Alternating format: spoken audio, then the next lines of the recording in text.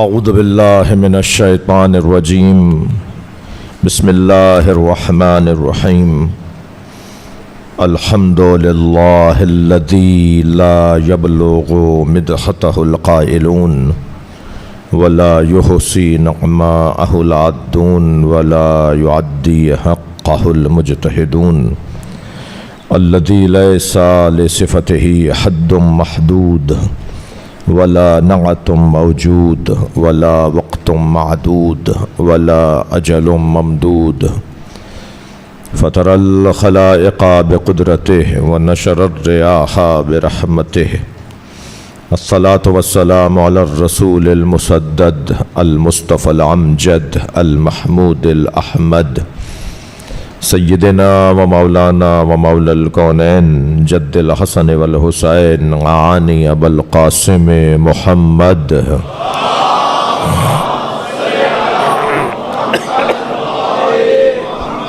وآلہ الطیبین الطاہرین المعصومین الذین قال اللہ انما یرید اللہ لیذہب عنکم الرجس اہل البیت وَيُطَهِّرَكُمْ تَطْهِيرًا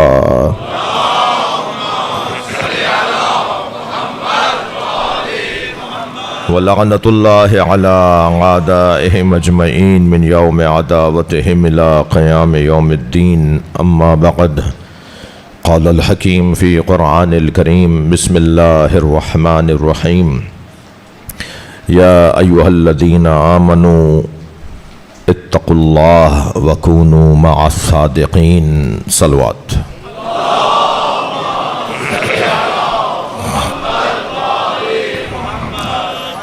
بانی مجلس ذاکرین حاضرین مجلس کے مرحومین کی مغفرت کے لیے بلند صلوات پڑھیں اللہم صل علی محمد و علی محمد سورہ مبارکہ توبہ اللہ اپنے اس کلام میں صاحبان ایمان سے مخاطب ہے، مومنوں سے بات کرنا چاہ رہا ہے۔ ایک مومن کے لیے یہ کتنی بڑی عزت ہے کہ اللہ اس سے بات کرتا ہے۔ یا ایھا الذین آمنوا، اے صاحبان ایمان، اتقوا اللہ، تقوی پروردگار اختیار کرو۔ معلوم یہ ہوا کہ مومن ہونا پھر آسان ہے، متقی ہونا مشکل ہے، اس لیے کہ مومنوں کو دعوت تقوی دیا جا رہا ہے۔ اے صاحبان ایمان، تقوی پروردگار اختیار کرو۔ مومن ہونا کتنا مشکل ہے، کوئی مسلمان سے پوچھے، اور مسلمان ہونا کتنا مشکل ہے، کوئی علامہ اقبال سے پوچھے۔ علامہ اقبال کہتے ہیں یہ شہادت گہے الفت میں قدم رکھنا ہے، یہ جو لا الہ الا اللہ، یہ شہادت کلمہ توحید، یہ شہادت گہے الفت میں قدم رکھنا ہے۔ لوگ آسان سمجھتے ہیں مسلمان ہونا۔ صلوات پڑھ لیں محمد و آل محمد پر۔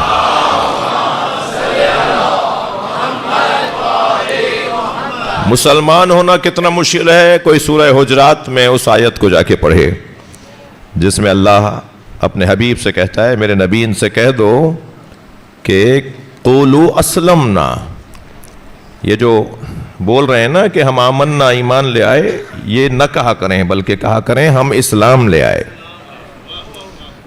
اور اسلام لانا، کوئی حضرت سمیہ سے پوچھے، کوئی حضرت یاسر سے پوچھے، کوئی بلال حبشی سے پوچھے کہ مسلمان ہونا کتنا مشکل ہے۔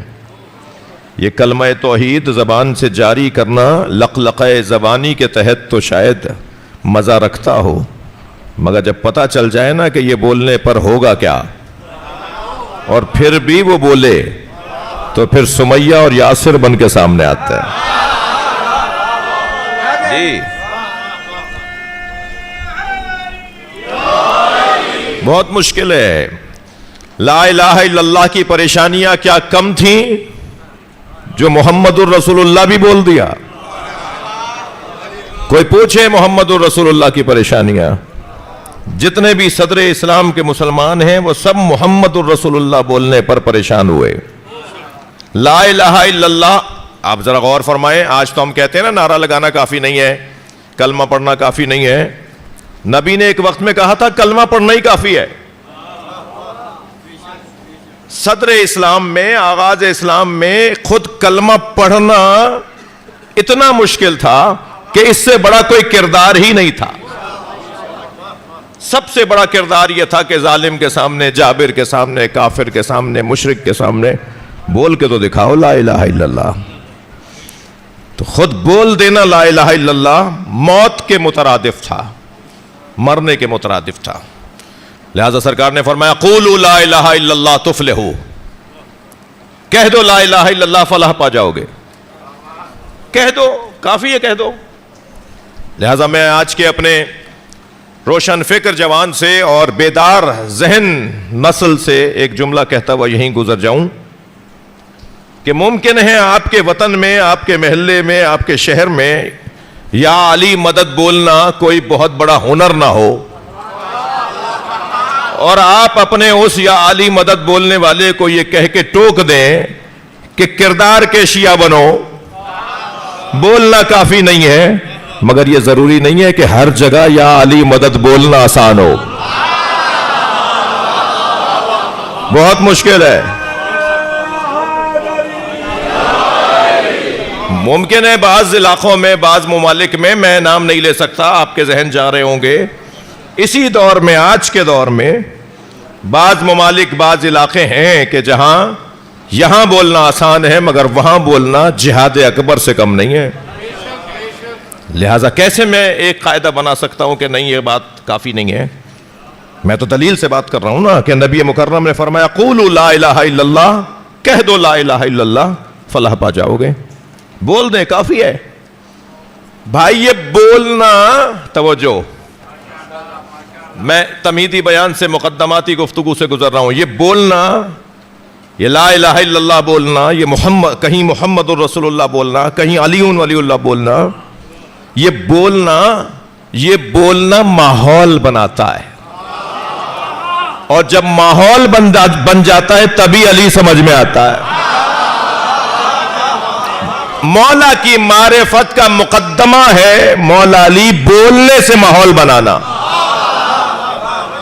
مشکل کام ہے، مشکل بات ہے، یہ آسان کام نہیں ہے. توجہ چاہوں گا. ماحول بنتا ہے نا. ہم نے ایک بڑے فورم پر کہا تھا کہ قومیات کے لوگ یہاں تشریف فرمائے ہیں، ملت اور مذہب کی خدمت کرنے والے لوگ تشریف فرمائے ہیں. ہم نے ایک فورم پہ کہا تھا کہ یہ جو کافر کافر کے نعروں سے پاکستان کی دیواروں کو کالا کر رہے ہیں نا، ان کے اس کام سے ہم پر کوئی فرق نہیں پڑے گا، ماحول خراب ہوگا. اور جب ماحول خراب ہوگا تو پھر جب آگ جلتی ہے تو تپش تو ہر جگہ جاتی ہے. پھر آگ کی تپش تو کہیں بھی، دھواں تو کہیں بھی جا سکتا ہے، اور پھر کہیں بھی دھواں جائے گا، تپش کہیں بھی جائے گی، تو پھر تم کہو گے کہ یہ کیا ہو گیا. بولنا ایک ماحول بناتا ہے.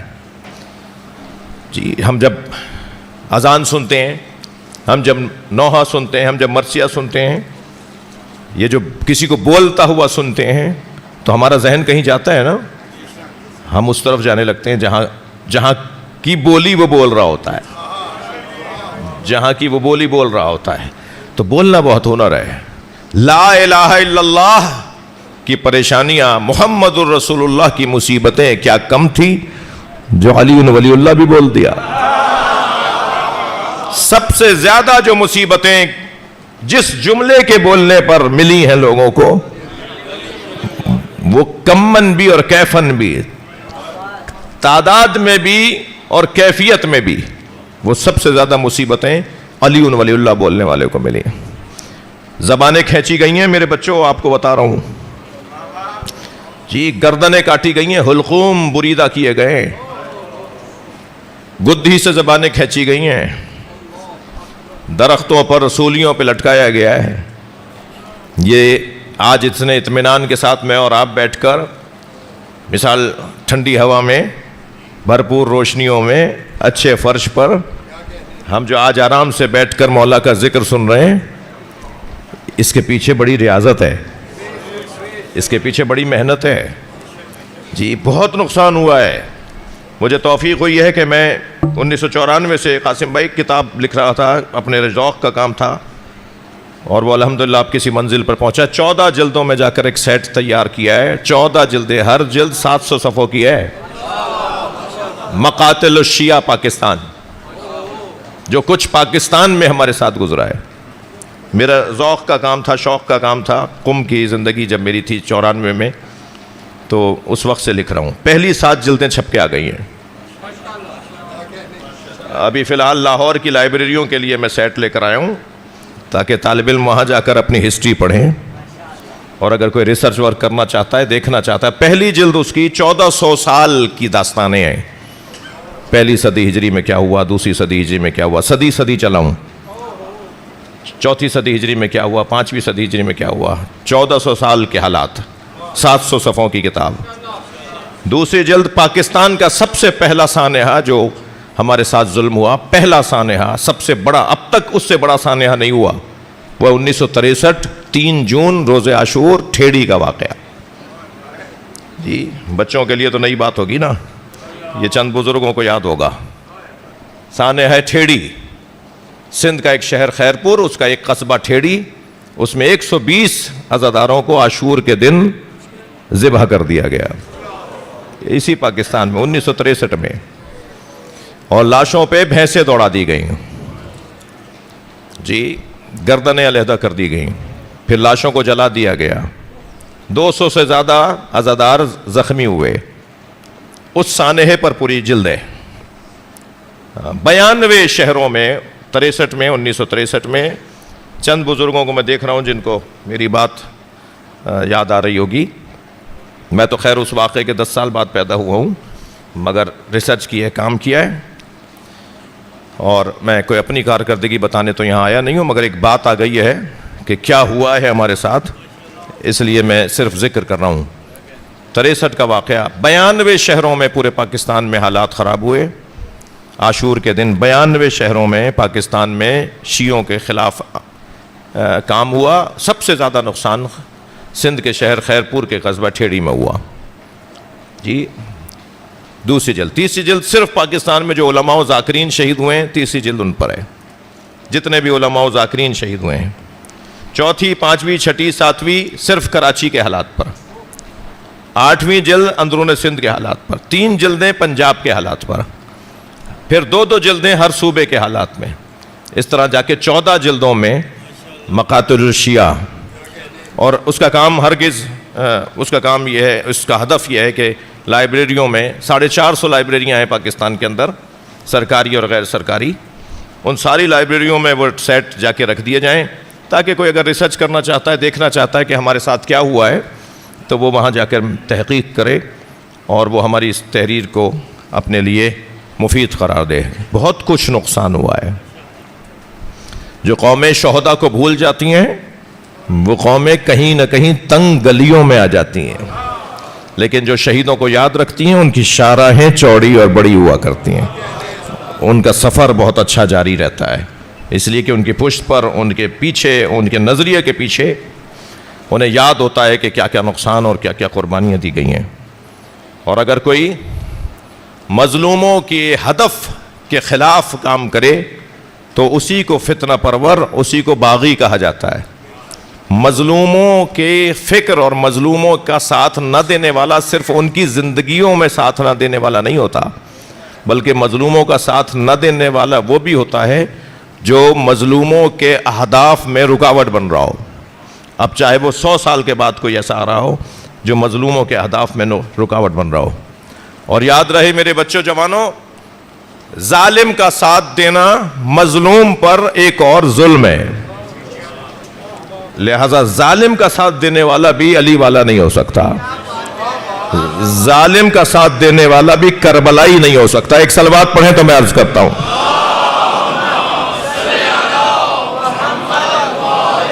آپ اس سے بلند صلوات پڑھ سکتے ہیں.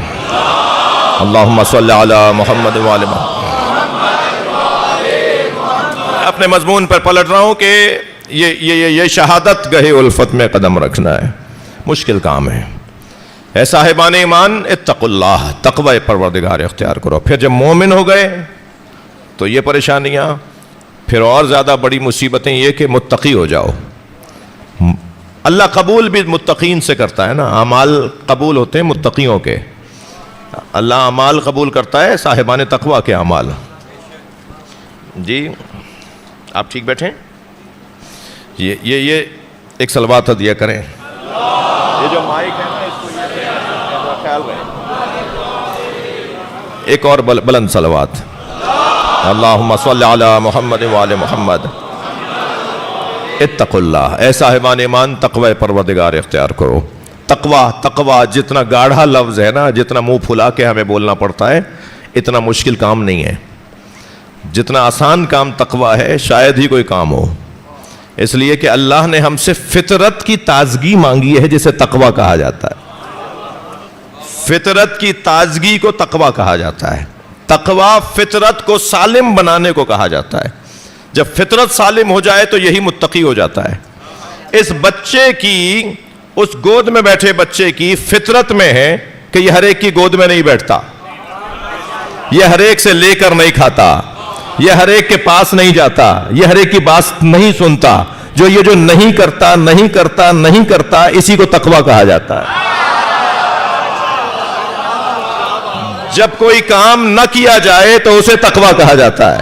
اب یہی کام جو نہیں کرتا یہ قربتاً اللہ ہو جائے تو یہی ولی بنا دیتا ہے۔ جتنے بھی صاحبان ولایت لوگ ہیں، صاحبان کرامت لوگ ہیں، انہوں نے اپنی فطرت کے کاموں کو اللہ کی خاطر کر کے دکھایا تو وہ متقی ہو گئے، تو وہ صاحب ولایت ہو گئے، وہ صاحب کرامت ہو گئے۔ اے صاحبان ایمان تقوی پروردگار اختیار کرو۔ اچھا اب کلاس بڑی کی جا رہی ہے نا، مومن مسلمان ہونے سے زیادہ مشکل، مسلمان پھر پہلے انسان، پھر مسلمان، پھر مومن، پھر متقی، اب کلاس بڑی ہو رہی ہے۔ یعنی پہلے تم ان کلاسوں سے گزر جاؤ تو پھر تمہیں ایک اور بڑی کلاس میں ہم داخل کریں گے۔ اے صاحبان ایمان تقوی پروردگار اختیار کرو۔ کلاس بڑی ہو گئی، کونوا مع الصادقین، سچوں کے ساتھ ہو جاؤ۔ یعنی سچوں کے ساتھ ہونا اعلیٰ ترین کلاس ہے، ہر طالب علم اس کلاس میں نہیں آتا۔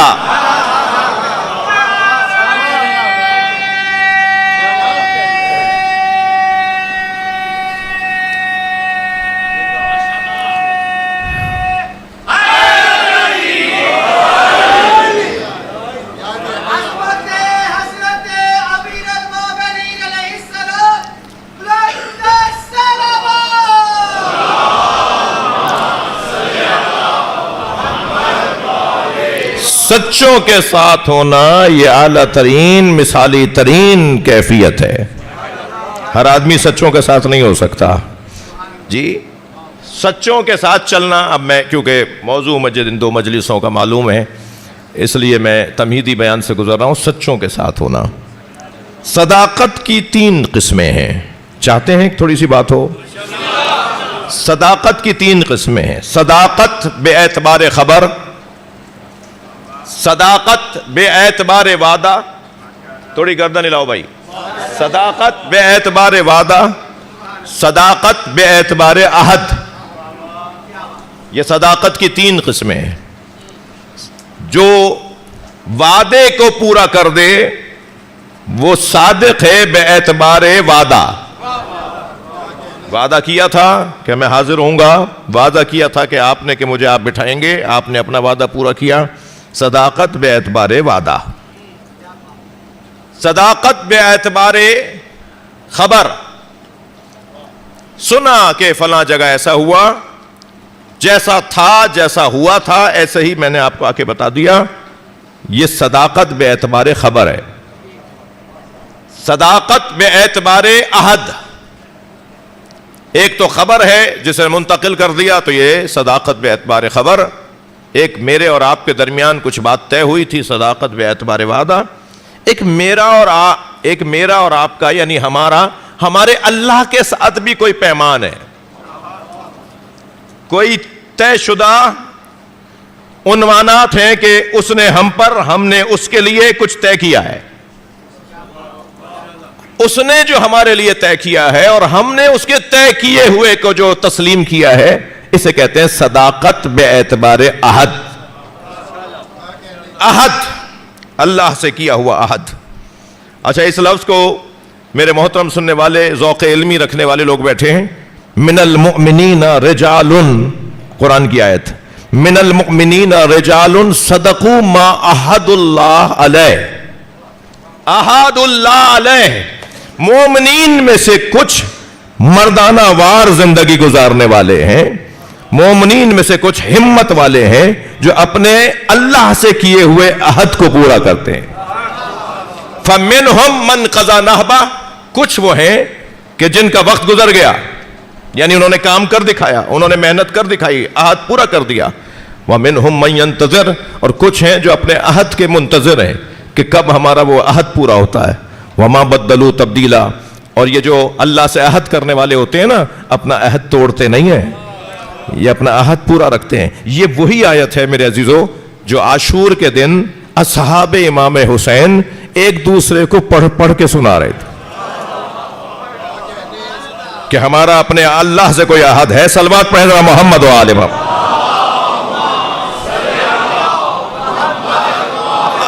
اچھا میرے بچوں، میرے کم سن ساتھیوں، یہ بحث میں کیوں کر رہا ہوں؟ کیونکہ موضوع امام رضا، موضوع ائمہ اہل بیت کے ساتھ چلنا ہے.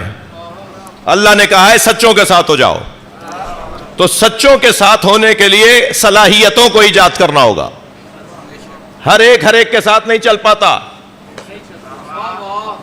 جی. پردادا کے ساتھ پڑپوتا 2 گھنٹے نہیں بیٹھ پاتا. فلاں جگہ سے اگر کوئی مثلا ماحول ایسا ہو تو یہ اس سے برداشت نہیں ہوتا. ہر ایک کے بس کی نہیں ہے سچوں کے ساتھ چلنا. سچوں کے ساتھ چلنے کے لیے کم سے کم خود کو سچا ہونا بھی ضروری ہے. وہ ہیں اللہ کی طرف سے بنائے گئے سچے، یہ ہیں انہیں دیکھ کر سچ اختیار کرنے والے مومن. ہوتا ہے یہ انسان ہے، فطرت ہے. میں اور آپ اگر 2 گھنٹے تک کسی گلاب بیچنے والے کے تکے پہ بیٹھ جائیں تو 4 گھنٹے تک ہمارے اندر سے گلاب کی خوشبو آتی ہے. یہ انسان جس ماحول میں رہتا ہے اس کا اثر اس پہ چڑھتا ہے. اگر آمادہ ہے تو ایک مثال دوں، ہم سب اثر گزار بھی ہیں اور اثر پذیر بھی ہیں. ہم سب اثر گزار بھی ہیں اور اثر پذیر بھی ہیں. جس چیز میں ہم کمزور ہوتے ہیں اس میں اثر پذیر ہوتے ہیں. جس چیز میں ہم مضبوط ہوتے ہیں اس میں اثر گزار ہوتے ہیں. جس چیز میں کمزور ہیں دوسرے کا اثر ہم پر ہو رہا ہوتا ہے. حتیٰ جو ہمیں اچھا لگ رہا ہوتا ہے، یعنی اس کا اثر ہم پہ ہو رہا ہوتا ہے، ہم اس کے لہجے میں بولنا شروع ہو جاتے ہیں. آپ نے دیکھا نہیں اپنے بچوں کو، 25 سال کا ہو کے گیا تھا امریکہ، 1 سال میں لوٹا ہے تو توتلا ہو کے بول رہا ہے. یہ اردو پنجابی بھی توتلا ہو کے بول رہا ہے. بھئی کیا ہو گیا ایسے؟ کہ انگریزی بولتا ہوں. تو تم نے انگریزوں کو پنجابی سکھائی؟ تم نے انگریزوں کو اردو سکھائی؟ اس کا مطلب ہے کہ تم کمزور ہو. تم اپنی زبان پر اعتبار ہی نہیں کرتے، تم بد اعتماد ہو. تم سمجھ رہے ہو ہماری زبان کی کوئی حیثیت ہی نہیں ہے. زبان تو وہ زبان ہے، باقی تو سب گونگے ہیں. تو اب ہم وہاں سے سیکھ کر آئیں تو اس کا لہجہ بھی ان جیسا ہو جاتا. اثر پذیر، اثر قبول کرنے والا. اور جو مضبوط لوگ ہوتے ہیں وہ اثر پذیر نہیں ہوتے، وہ اثر گزار ہوتے ہیں، وہ اثر چھوڑنے والے ہوتے ہیں. سب سے اچھی مثالوں میں ایک اچھی مثال وہ علامہ اقبال کی ہے. اسی شہر میں ان کا مرقد ہے. وہ جب جرمنی پڑھنے کے لیے گئے تو انہوں نے کہا میں انگریزی میں پڑھوں گا، میں جرمن زبان میں نہیں پڑھوں گا. اتنا مضبوط انسان تھا کہ وہاں کی زبان تبدیل کرنا پڑی، اور ان کی وجہ سے میونخ یونیورسٹی کی زبان کو، وہاں کی تعلیمی زبان کو انگریزی کیا گیا.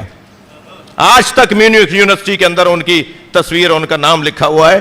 وہاں جرمنی میں ان کے نام کا روڈ بنا ہوا ہے. وہاں اثر چھوڑ کر آئے. انہوں نے کہا بھائی میں جرمن زبان میں نہیں پڑھوں گا، میں تو انگریزی میں پڑھوں گا. اور ان کی وجہ سے وہاں انگریزی میں تعلیم شروع ہوئی. اچھا اقبال تو واپس آ کر غیر انقلابی ہو جاتے نا. وہ جو تصور پاکستان پیش کرنے والا اقبال، وہ جب وہاں کی رنگینیاں اور وہاں کی ٹھنڈکیں محسوس کر کے آئے تو واپس آ کے تو اسے غیر انقلابی ہو جانا چاہیے تھا. وہ بیداری اور سمجھداری اور فلسفہ خودی اور فلسفہ بے خودی اور فلسفہ محبت اور فلسفہ عشق اور فلسفہ عشق کا محور نبی مکرم کی ذات. ہاں یہ علامہ اقبال کے فلسفے میں فلسفہ عشق سے مراد عشق محمدی ہے. وہ کہتے ہیں جو عشق محمدی نہیں رکھتا وہ انسان ہی نہیں ہے. انسانی تقاضوں کو وہ پورا کر پائے گا جو محمد مصطفیٰ سے عشق کرتا ہو. یہ اقبال کا فلسفہ عشق ہے.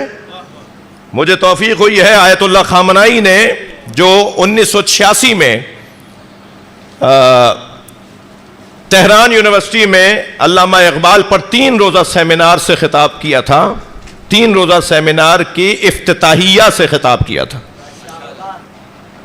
جی یہ ایرانی کیوں دیوانے ہیں علامہ اقبال کے؟ یہ ایرانی کیوں عاشق ہیں علامہ اقبال کے؟ کوئی ایرانی شخصیت نہیں آتی مگر وہ علامہ اقبال کو سلام کرنے ضرور جاتا ہے. ہمارے تو شاید ان بچوں نے آج تک مزار ہی نہ دیکھا ہو. میں تمہارا نہیں مثال دے رہا ہوں, تم مت بول دینا کہ میں گیا ہوں. میں مثال دے رہا ہوں کہ ہمارے یہاں تو شاید میں خود زندگی میں 2 دفعہ گیا ہوں.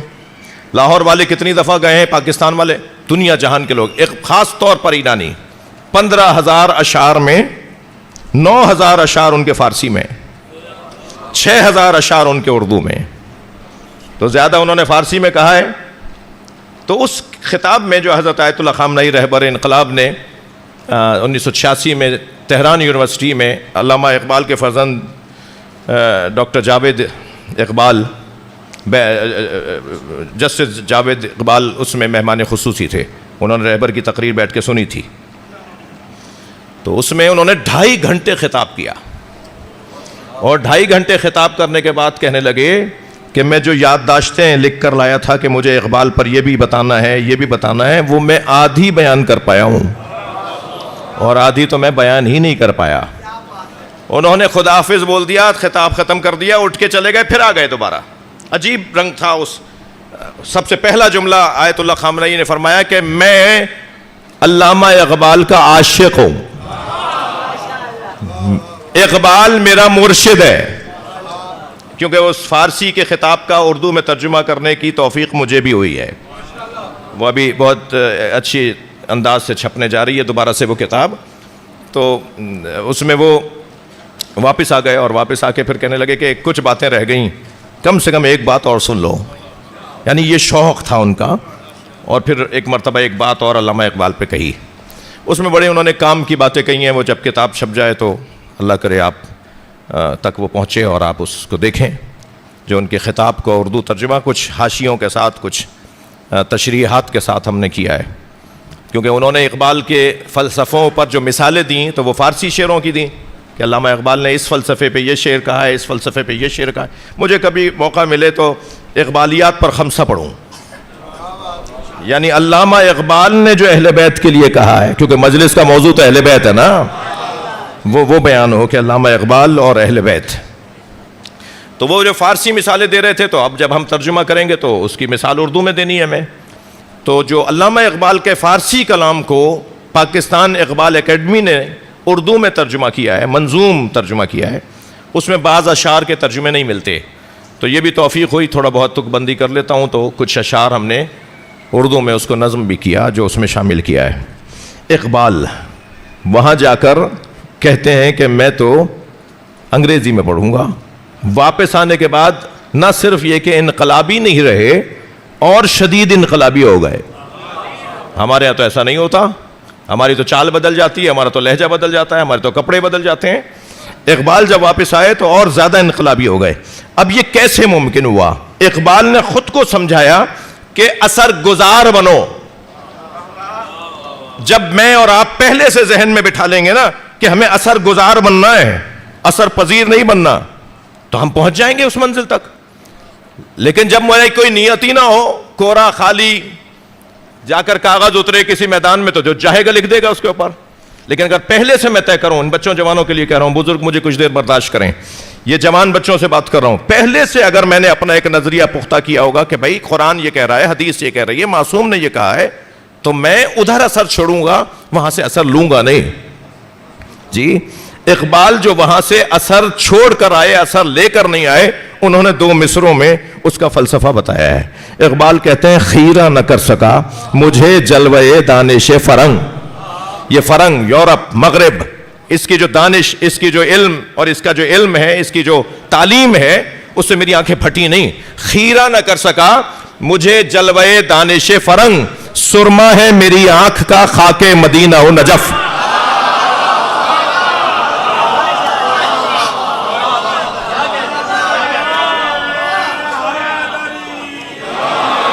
صلوات پڑھ لیں محمد و آل محمد پر، اللہم صلی علیہ.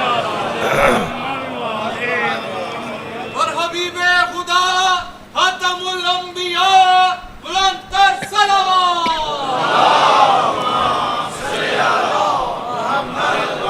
سرما ہے میری آنکھ کا خاک مدینہ و نجف.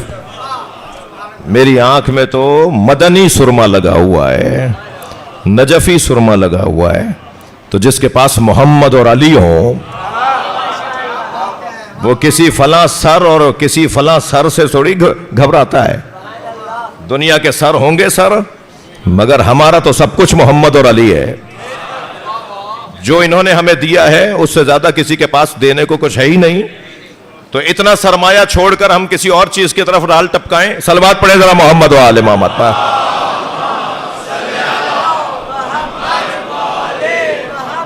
تو عزیزو، سچوں کے ساتھ چلنا یہ اصل فلسفہ اس کا میرے جوانوں پہ روشن ہوا کہ ہم جب ان کے ساتھ جڑ جائیں گے تو پھر ہماری کلاس اونچی ہو جائے گی، ہمارا معیار اونچا ہو جائے گا، ہمارے سوچنے کا انداز ہی کچھ اور ہو جائے گا، ہماری اینک ہی کوئی اور ہوگی، ہم دیکھیں گے کسی اور زاویے سے. یہ فلسفہ ہے سچوں کے ساتھ چلنے کا. کونوا مع صادقین، سچوں کے ساتھ ہو جاؤ. تو صداقت، اچھا ممکن ہے کوئی کہے صاحب آپ کس کو کہہ رہے ہیں؟ میں تو 14 کو کہہ رہا ہوں. میں اس ممبر پر جن سچوں کے ساتھ ہونے کا حکم ہے نا وہ صرف 14 ہیں. اگر آمادہ ہے تو مثال دے دوں. نبی مکرم نے مباہلے میں جو جھوٹوں پہ لعنت کرنے کا ارادہ کیا، تو جو لعنت کرنے کے لیے گئے وہی تو سچے ہیں.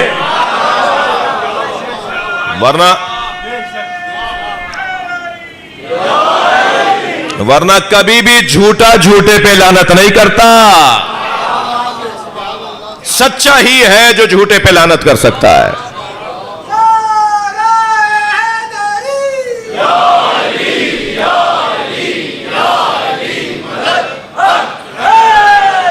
آپ کی توجہات بھرپور ہیں، میں آپ کو زیادہ تھکانا بھی نہیں چاہتا.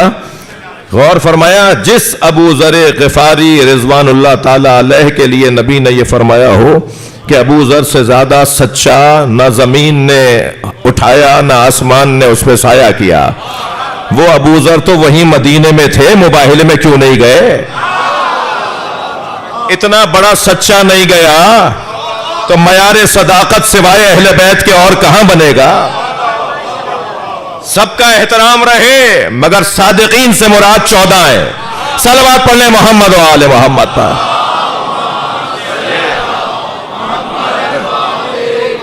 کونوا مع صادقین، اللہ کا حکم یہ ہے کہ سچوں کے ساتھ ہو جاؤ.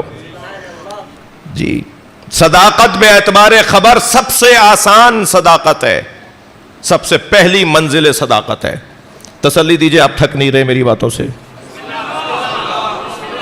اب 2-4 ہی بسم اللہ کہہ رہے ہیں، میں کیا کروں؟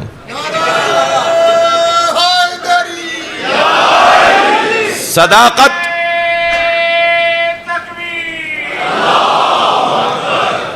ذکر اللہ کا ہے.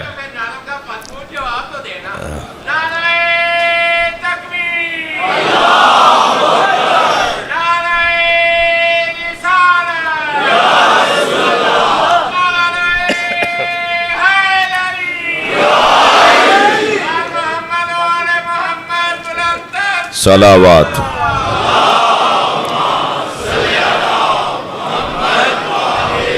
صداقت بے اعتبار خبر سب سے آسان صداقت ہے.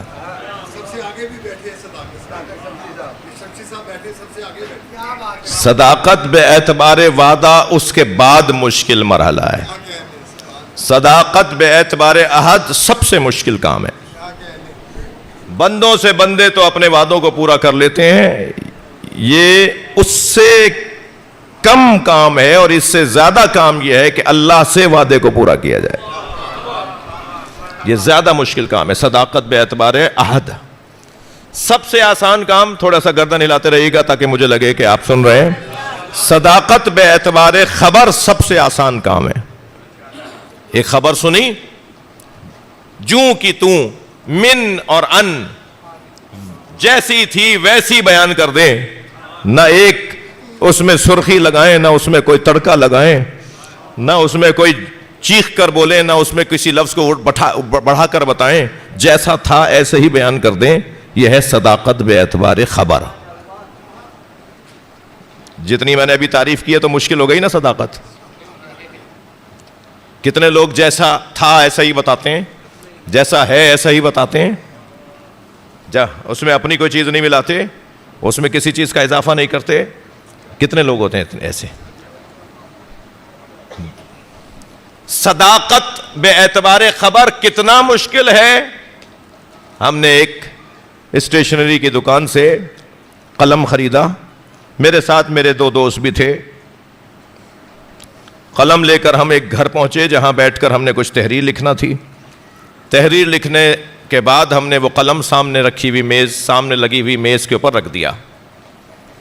وہاں کچھ لوگ آ جا رہے تھے, ایک صاحب آ کے بیٹھے, انہوں نے قلم اٹھا کر اپنی جیب میں لگا لیا. مثال دے رہا ہوں آپ کو, صداقت بے اعتبار خبر کتنا مشکل ہے. میں نے کہا جی یہ قلم میرا ہے. تو جب میں نے ان سے میرا اپنا قلم مانگا, جو انہوں نے میرا قلم اپنی جیب میں لگا لیا تھا, تو وہ دوسروں کو دیکھ کر کہنے لگے مولانا کو بتاؤ میں کون ہوں. ہم نے کہا بھائی آپ کوئی بھی ہوں, قلم ہمارا ہے. تو جب میں نے دوبارہ مانگا تو انہوں نے ایک صاحب کو مخاطب کر کے کہا بتا دو انہیں ورنہ کچھ ہو جائے گا. تو میں نے ان صاحب سے کہا جی کیا ہو جائے گا, میرا قلم دلوائیے. پھر میں نے کہا یہ کیا کریں گے. ان صاحب کو میں نے دیکھا کہ جن کے سامنے میں نے قلم خریدا تھا, پین خریدا تھا. میں نے ان سے کہا آپ بتائیے نا یہ قلم میرا ہے.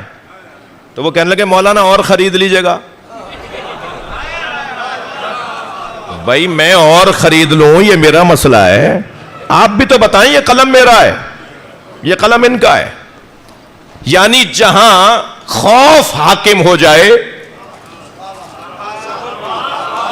جہاں خوف حاکم ہو جائے وہاں صداقت بے اعتبار خبر بھی صداقت نہیں رہتی. جی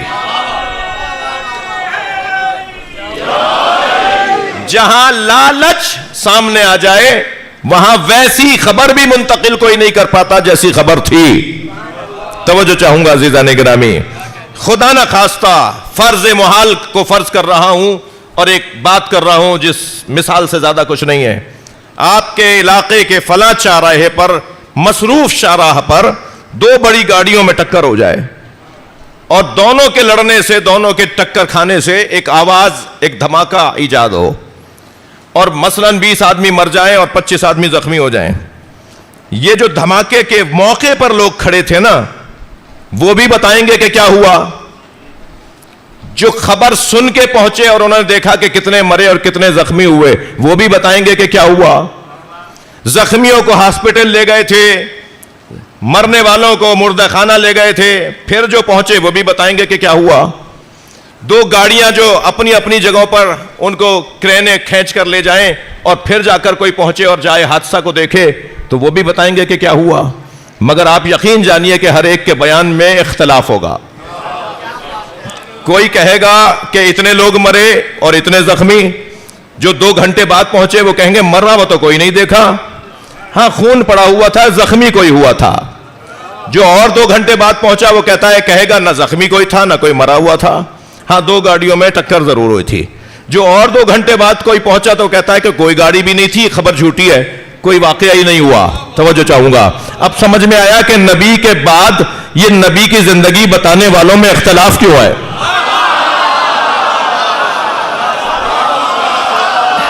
کوئی کہہ رہا ہے کہ نبی ایسے نماز پڑھتے تھے, کوئی کہہ رہا ہے ایسے پڑھتے تھے, کوئی کہہ رہا ہے کھول کے پڑھتے تھے, کوئی کچھ کہہ رہا ہے, کوئی کچھ کہہ رہا ہے. وجہ یہ ہے کہ کوئی 2 سال کا ساتھی ہے, کوئی 4 سال کا ساتھی ہے, کوئی 10 سال کا ساتھی ہے. ہمیں تو نبی کی خبر اس سے لینی ہے جو نبی کی گود میں آیا تھا.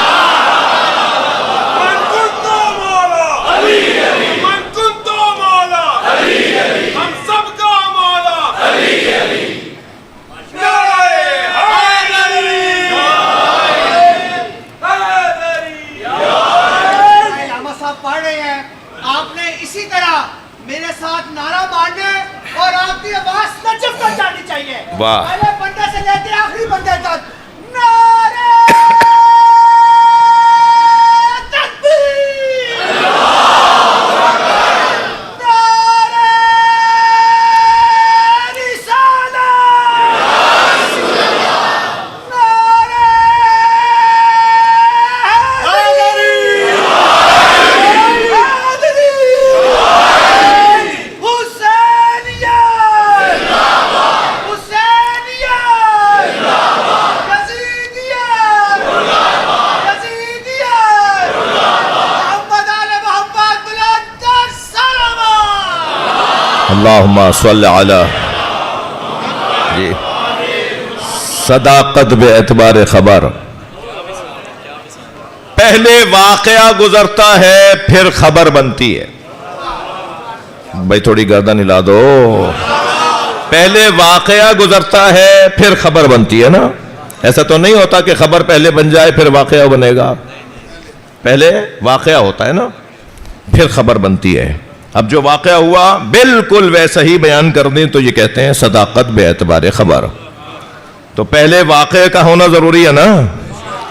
اب امت میں حضرت ابو ذر غفاری جیسا سچا، صحابہ کرام میں بڑے بڑے سچے، سب کا مقام بہت اونچا.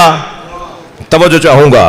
صداقت بے اعتبار خبر یعنی یہ بھی سچے اور وہ بھی سچے جن کے ساتھ ہونے کا اللہ حکم دے رہا ہے. تو معیار صداقت میں کون بلند مقام پر ہے؟ وہ کہ جو واقعہ گزرنے کے بعد کی خبر دیتا ہو یا وہ جو خبر دے دے تو واقعہ ہو جاتا ہو. توجہ چاہوں گا، توجہ چاہوں گا. دو طرح کے مخبر ہیں نا، دو طرح کے خبر دینے والے ہیں. جو واقعے کے بعد خبر دے وہ سارے صحابہ رضوان اللہ تعالی علیہ جی، اور جو خبر پہلے دے اور واقعہ بعد میں گزرے تمہارے کپڑے درزی کے پاس ہیں.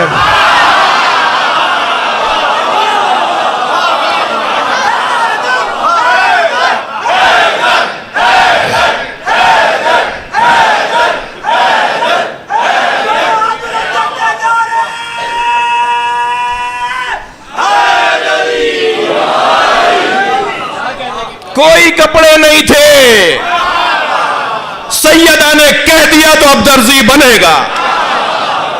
کپڑے بھی جنت سے آئیں گے.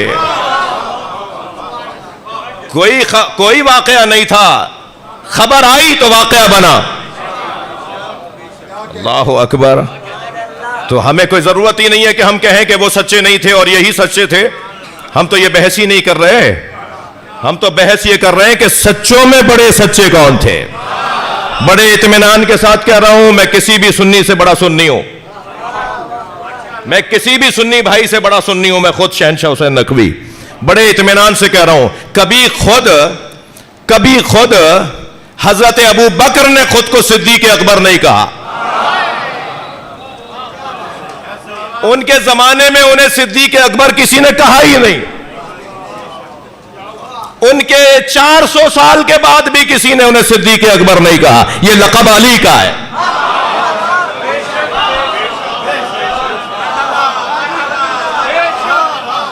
صدیق اکبر مولا علی کا لقب ہے.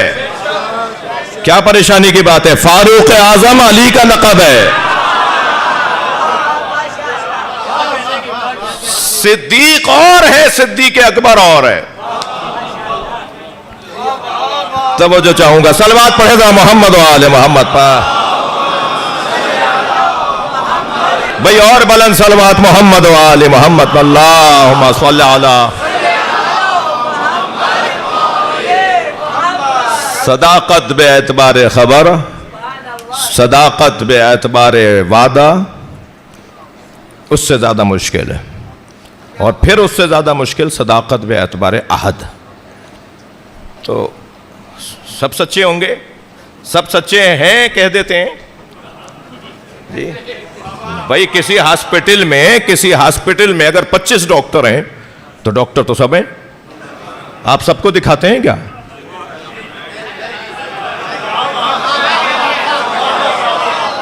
تھوڑا گردن ہلا دو اللہ کے واسطے.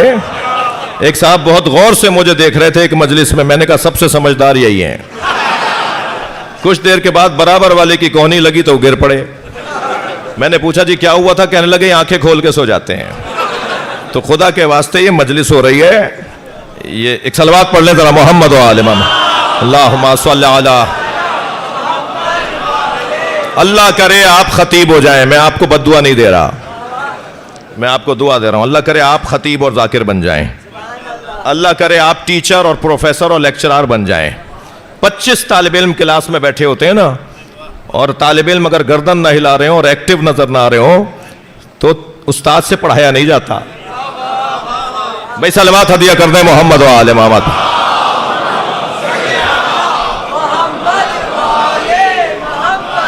جی کچھ لوگ روٹھے روٹھے بیٹھے ہیں, میں شاید کل منوا لوں گا انہیں. ایک اور صلوات. اللہم صلی علی محمد و آل محمد. بات آگے بڑھے. آپ ہر ڈاکٹر کو تو نہیں دکھاتے نا, 25 ڈاکٹر ہیں ہاسپٹل میں, سب کو دکھا دیتے ہیں آپ؟ نہیں, آپ پوچھتے ہیں کس کو دکھاؤں. بدن کچھ دیر کے لیے تکلیف میں آئے تو کس کو دکھاؤں, اور جب ایمان کہیں خطرے میں جا رہا ہو تو نہیں پوچھتے کہ کس کے پیچھے لگوں, کس سے دین لوں, کس سے ایمان سمجھوں. کتنی روشن بات ہے. شہر میں ہائی کورٹ میں اور سپریم کورٹ میں, لاہور ڈسٹرکٹ بار ایسوسی ایشن میں, اور جی ہائی کورٹ کے بار میں ہزاروں ڈاکٹر ہیں نا, شاید 4-6 ہزار ڈاکٹر تو معاف کیجیے گا, وکیل تو 4-6 ہزار وکیل تو لاہور کے اندر ہیں. ہر وکیل سے آپ اپنا کیس اور اپنا قانونی رستہ ہر وکیل کے ذریعے سے آپ لینا چاہتے ہیں. آپ کہتے ہیں بیسٹ, بہتر, بہتر سے بہتر اور اچھے سے اچھا. کس کو دکھائیں, کس سے مشورہ کریں. ہر انجینئر سے آپ گھر کا نقشہ بنواتے ہیں جی, نہیں نا, سوچ کے سمجھ کے. تو ہم کوئی بات ہی نہیں کر رہے. ہر جگہ ایک ہی آواز ہے کہ میرٹ پہ تقرریاں ہونی چاہیے. ہر جگہ ایک ہی آواز ہے کہ میرٹ پہ تبادلے ہونے چاہیے. ہر جگہ ایک ہی آواز ہے کہ میرٹ پہ داخلے ہونے چاہیے. ہم بھی 1400 سال سے مجلس اسی لیے کر رہے ہیں کہ نبی کے بعد میرٹ پہ ماننا چاہیے. کس میں زیادہ صلاحیت ہے؟ صلوات پڑھ لیں محمد و آل محمد.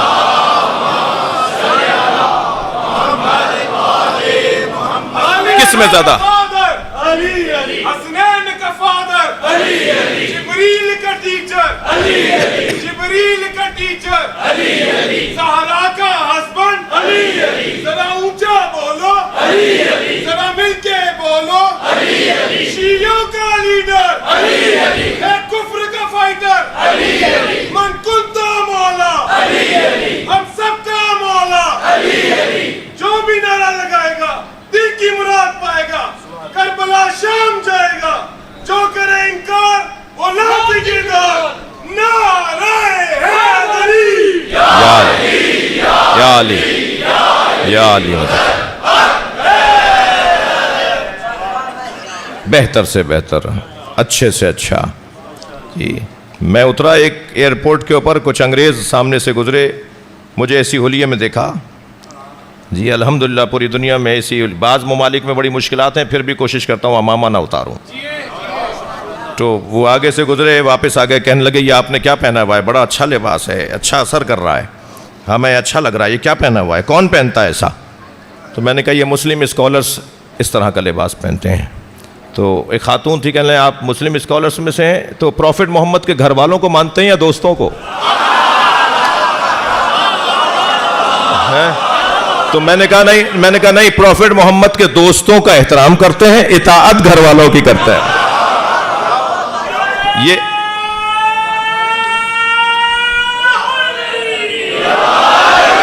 یہ بہتر سے بہتر کی تلاش ہے. یہ جو گفتگو کر رہا ہوں نا, اس میں کوئی میرا سنی بھائی مجھ سے اختلاف نہیں کر سکتا, اس لیے کہ مجلس میں تو سب آئے ہوئے ہیں نا. مجلس کو شیعوں کی ملکیت تو ہے نہیں. دروازے پہ ہمارے بھائی نے, آپ شیخ صاحب ہیں؟ ہم الحمدللہ. تو ہمارے شیخ صاحب نے وہاں کسی کو کھڑا تو کیا نہیں ہے کہ شناختی کارڈ دیکھے کہ آنے والا کون ہے. تو در حسین پہ ملتے ہیں ہر مزاج کے لوگ، در حسین پہ ملتے ہیں ہر مزاج کے لوگ، یہ دوستی کا وسیلہ ہے دشمنی کا نہیں۔ تو میں تو ایسی ہی تقریر کروں گا کہ جس میں کم سے کم میرا سنی بھائی یہ سن کے جائے کہ بھئی بات معقول تھی، بات معقول تھی۔ ہم کتنا ہی کسی کا احترام کرتے ہوں مگر علی علی ہے جی، اہل بیت ہیں، وہ کہے گا، اندر سے کہے گا کہ بات صحیح ہے ان کی، تو مجھے ایسے بولنا ہے، ایسے منتقل کرنی ہے اپنی بات۔ تو سچوں کے ساتھ ہونے کا اللہ نے حکم دیا ہے، یہ سب صادقین ہیں، یہ قبیلہ سچوں کا قبیلہ ہے۔ مجھے مقدماتی گفتگو پر ہی آج اکتفا کرنے دیجئے، اور کل اپنے ممدوح اور اپنے موضوع پر باقاعدہ بات کروں، اور اسے مقدمہ کر لیجئے، اسے ذیل مقدمہ سمجھ لیجئے۔ مگر اتنا ضرور ہے کہ یہ سچوں کا قبیلہ ہے، اور سچوں کے ساتھ چلنا بہت مشکل ہے۔ میں نے مثال دی آپ کو، جو کم سے کم صداقت ہے نا، اس میں بھی پورا اترنا مشکل ہے، پھر اہل بیت کے ساتھ چلنا کتنا مشکل ہوگا۔ لہٰذا میرے مولا حسین نے جب مکے سے کربلا کا رخ کیا، یوں تو آپ نے مدینے سے مکہ، مکہ سے کربلا، ان دو سفروں میں، بیچ میں قیام ہے 6 مہینے کا مکے میں، مدینہ سے چلے ہیں مکہ آئے، 6 مہینے تقریباً مکے میں رہے ہیں حضرت۔ رجب میں ہجرت کی ہے، محرم میں شہید ہوئے ہیں، یہ جو بیچ کا رستہ ہے اس کے اندر تقریباً 6 مہینے امام حسین مکہ المکرمہ میں رہے ہیں۔ تو یہ دونوں جو سفر ہیں، بیچ میں قیام ہے، 52 خطبے دیے ہیں امام حسین نے، 52 خطابات کیے ہیں، 52 خطاب کیے ہیں امام حسین نے۔ وہ کتاب بھی اردو میں بھی، یعنی عربی سے فارسی، فارسی سے اردو ہمارے یہاں چھپ چکی ہے، سخنان امام حسین کے نام سے۔ تو ان خطابات میں ایک خطبے میں حضرت فرماتے ہیں، خاص طور پہ، اچھا لہجہ اور انداز مولا کا مدینے سے مکے تک کچھ اور تھا، یعنی حضرت کچھ اور پیغام دے رہے تھے، ایک ذوق کے پیغام دے رہے تھے، ایک سوچ کی طرف لوگوں کو راغب کر رہے تھے۔ اور مکے سے کربلا کے رستے میں امام کا جو مضمون تھا وہ کچھ اور تھا۔ خاص طور پہ مکے سے کربلا آتے ہوئے امام نے شہادت، قربانی، خون، جان کا نذرانہ، دنیا سے ہاتھ اٹھانا، انانیت سے ہاتھ اٹھانا، یہ اپنی ذات سے ہاتھ اٹھانا، یہ والے پیغام دیے ہیں امام حسین نے۔ اس والے رستے میں جو خطبے ہیں ان میں سے ایک خطبے میں آپ فرماتے ہیں، من کانا، یاد رہے، کونوا مع الصادقین، سچوں کے ساتھ چلنا۔ اس میں فرماتے ہیں، من کانا بادلن فینا فلیرحل معانا، معیت کونوا مع الصادقین، یہ آپ کے ذہن میں ہے۔ امام فرماتے ہیں جو اپنی ذات سے ہاتھ اٹھانے کو تیار ہے وہ مجھ حسین کے ساتھ چلے، لیکن جو اپنی ذات سے ہاتھ اٹھانے کو تیار نہیں ہے، اپنی انانیت کو ختم کرنے کو تیار نہیں ہے، اپنی خود پسندی سے ہاتھ اٹھانے کو تیار نہیں ہے، وہ مجھ حسین کے ساتھ نہیں چل سکتا۔ میرے ساتھ چلنے کے لیے اپنے آپ سے ہاتھ اٹھانا ہوگا۔ تو سچوں کے ساتھ چلنا کتنا مشکل ہے، کتنا مشکل ہے اپنے آپ سے ہاتھ اٹھانا۔ مگر امام حسین کے ساتھ وہی آئے 72 جنہوں نے اپنے آپ سے ہاتھ اٹھا لیا تھا۔ اور آپ دیکھیے، موتو قبل ان تموتو، مر جاؤ اس سے پہلے کہ موت آئے۔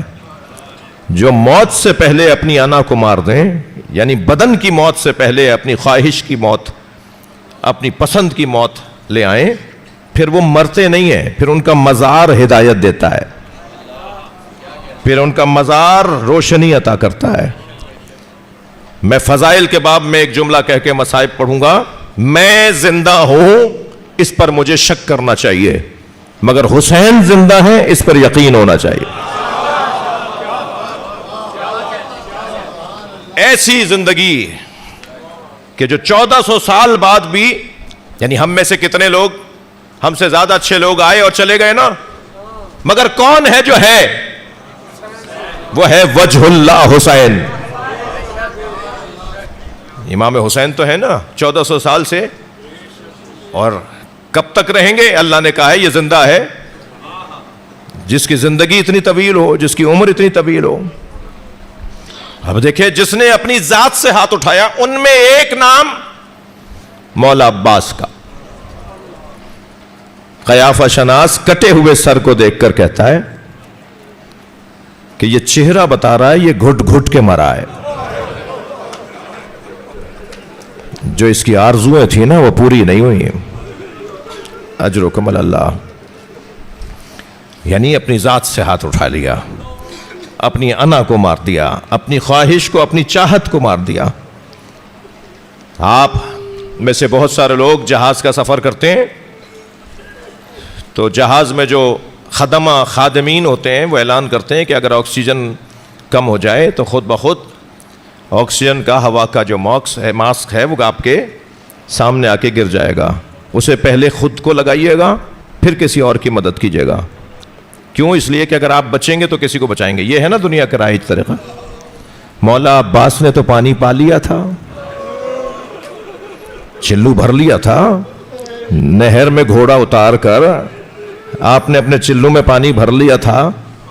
اگر پی لیتے تو دنیا کے قوانین کے مطابق تو ٹھیک ہوتا، مگر عاشقوں کا وعدہ اور عاشقوں کا میدان کچھ اور ہے. مولا پیاسا ہے، سکینہ پیاسی ہے، بی بی رباب پیاسی ہیں، بی بی زینب پیاسی ہیں. میں کیسے پانی پی لوں؟ اور پانی کو نہر کے حوالے کر دیا.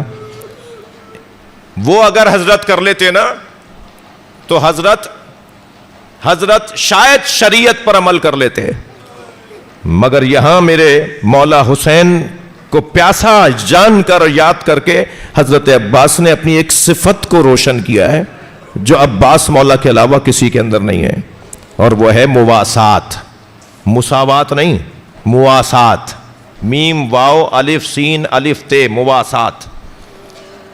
مواسات.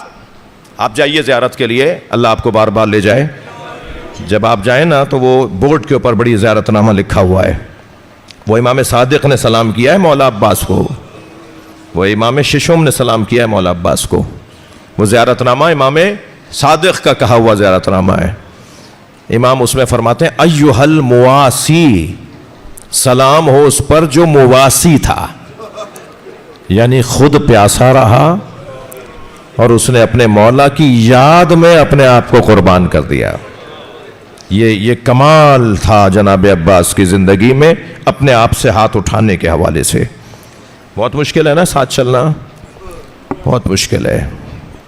کتنے ہی لوگ تھے جو کہاں کہاں آئے اور پھر کہاں کہاں نظر نہیں آئے، لیکن کربلا والے جب آئے تو پھر واپس نہیں گئے. حسین مولا کی زمین، کربلا کی زمین مولا علی نے عاشقوں کی زمین قرار دی ہے. جنگ صفین سے لوٹتے ہوئے جب آپ نے وہاں خیمے لگوائے تو کسی نے پوچھا مولا یہاں خیمے کیوں لگا رہے ہیں؟ حضرت نے فرمایا میں یہاں رکوں گا. مولا علی جب کربلا میں رکے تو کسی نے پوچھا کہ آپ کربلا میں کیوں رک رہے ہیں، یہاں کیوں رک رہے ہیں؟ تو فرمایا ہا اونا مسار عشاق، یہ عاشقوں کے اترنے کی جگہ ہے. کربلا عاشقوں کے اترنے کی جگہ ہے. سلام ہو ان سچوں پر جنہوں نے صداقت بے اعتبار عہد پورا کر کے دکھایا ہے. کربلا کا میدان ہے اور ہر شہید اپنی صداقت کا مظاہرہ کر رہا ہے. ان میں ایک نام سعید ابن عبداللہ کا ہے. جب مولا حسین کی نماز کی حفاظت کے لیے امام کے مصلی کے آگے آ کے کھڑے ہو گئے، ہر آتے ہوئے تیر کو اپنے اوپر لیتے رہے، سینے پر، بازوؤں پر، پیروں پر. کتنے تیر تھے جو لگ چکے تھے سعید کو، مگر ہر تیر کے لگنے پر کہتے تھے ابھی حسین کی نماز مکمل نہیں ہوئی. اپنے آپ کو سمجھاتے تھے تمہیں گرنا نہیں ہے، حوصلہ کرو، ہمت کرو. اور جب امام کے سلام آخر کی آواز سنی نا تو سعید گر گئے. پہلے گر جاتے، اتنے زخمی ہو چکے تھے. امام نے مصلی سے 2 قدم آگے بڑھ کر ان کا سر اپنے زانوں پہ لیا. مقتل کہتا ہے کہ سعید نے سر ہٹا دیا. امام نے پھر زانوں پر لیا، پھر انہوں نے آہستہ آہستہ سر کا کے اتار دیا. پھر امام نے لیا زانوں پر تو سر ہٹانے لگے تو امام نے کہا سعید تم اپنا سر ہمارے زانوں سے کیوں ہٹاتے ہو؟ تو کہنے لگے مولا یہ شہزادوں کی جگہ ہے. مولا یہ علی اصغر کی جگہ ہے، یہ سکینہ کی جگہ ہے، کہاں زانو حسین اور کہاں غلام کا سر؟ اجرکم اللہ، اجرکم اللہ۔ امام نے فرمایا سعید ہم چاہتے ہیں کہ تمہارا سر ہمارے زانو پر رہے۔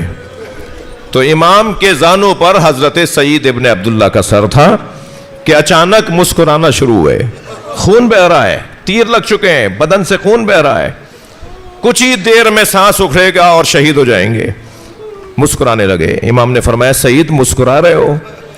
آفرین مرحبا کا مولا میرے سرحانے رسول اللہ آ گئے ہیں، مجھ سے کہتے ہیں تم نے میرے حسین کی جان بچائی ہے، میں تمہیں جنت تک پہنچانے کے لیے آیا ہوں۔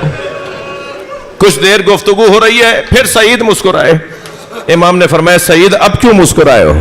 فرمایا مولا میرے سرحانے علی آ گئے ہیں، مجھے آب کوثر پلانا چاہتے ہیں، مجھے جام کوثر پلانا چاہتے ہیں۔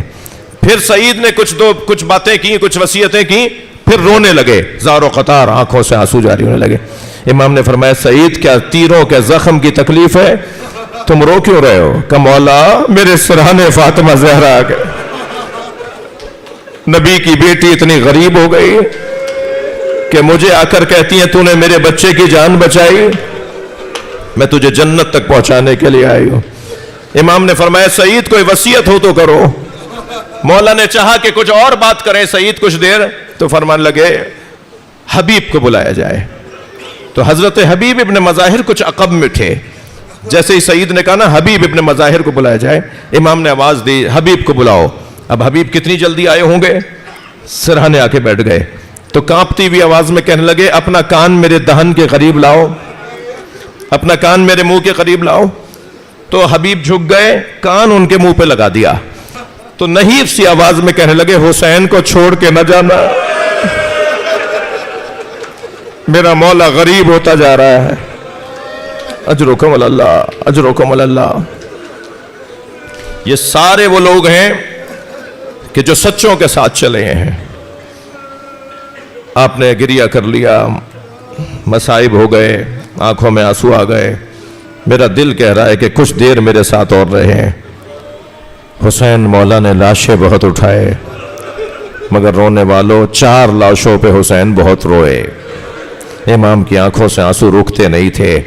ان لاشوں میں ایک لاشا قاسم کا لاشا ہے، پامال بھتیجے کا لاشا۔ اللہ آپ کو کوئی غم نہ دے، سوائے غم اہل بیت میں ہمیں رونے رلانے والوں میں قرار دے۔ دوسرا لاشا جس پر امام حسین بہت روئے ہیں وہ لاشا ہے عباس کا لاشا۔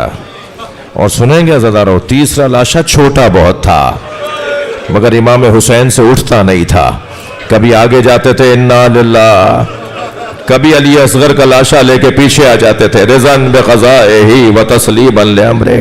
اور چوتھے لاشے کا نام سنیں گے، وہ لاشا ہے علی اکبر کا لاشا، جوان کا لاشا، کڑیل جوان کا لاشا، خوب روح جوان کا لاشا، حسین جوان کا لاشا، شبیہ مصطفیٰ جوان کا لاشا۔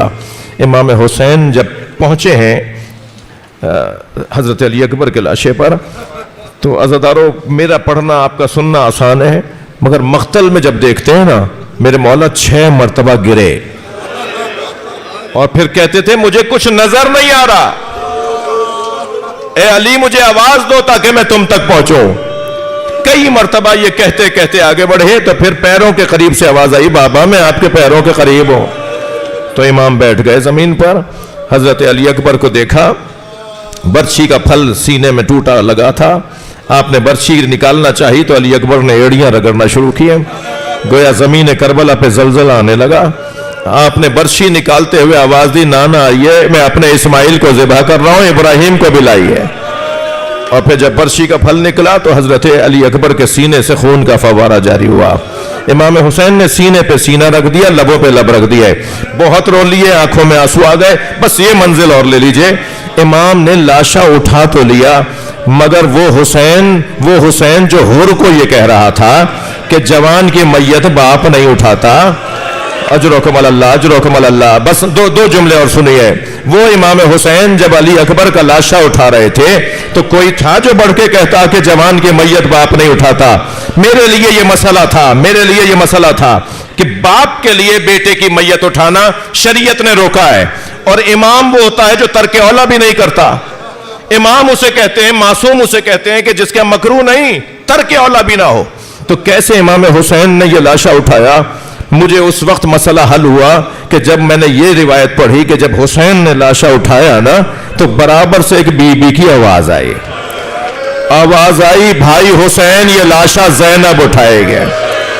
واحد لاشا ہے کربلا میں جو جناب زینب نے اٹھایا ہے، اور وہ لاشا علی اکبر کا لاشا۔ الا لعنت اللہ علی القوم الظالمین۔